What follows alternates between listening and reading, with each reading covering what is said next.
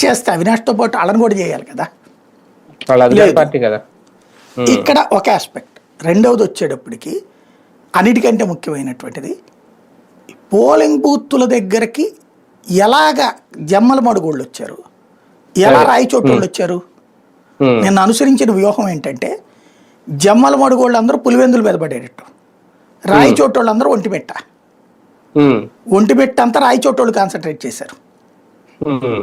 జమ్మల మడుగోళ్ళు అందరూ పులివెందులకు వచ్చారు. ఎందుకంటే జమ్మల మడుగు అంటే ఆదినారాయణ రెడ్డి బ్యాచ్, డి అంటే డి కొట్టేవాళ్ళు, కత్తులు అంటే కత్తులు, బాంబులు అంటే బాంబులు అనే బ్యాచ్.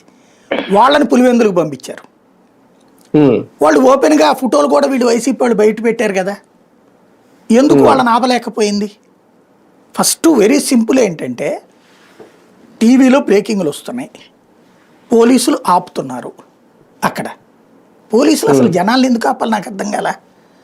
జెండాలు పుచ్చుకుని ర్యాలీలు చేస్తుంటే ఆపాలి, లేదా దాన్ని ఏమంటారు ఎలక్షన్ ఏజెంట్ కాని వాళ్ళు ఓ 10 మందిని వేసుకొస్తుంటే ఆపాలి. అక్కడ ఆ వీడియోలు చూస్తుంటే ఎవరిని ఆపారు? వాళ్ళు జనాలను ఆపారు. జనాల్ని కాళ్ళు పట్టుకునే పద్ధతులు ఇట్లాంటివన్నీ ఎందుకు వచ్చినాయి అయ్యి? సరే ఆ కాళ్ళది నాటకం ఎలాగైనా కనబడుతుంది, అతను ఎవరో కావాలని వీడియో తీస్తూ కాళ్ళ మీద పడ్డట్టే ఉంది. మిగతా చోట్ల కొన్ని బయట్లు కూడా రిలీజ్ చేశారు వైసీపీ వాళ్ళు.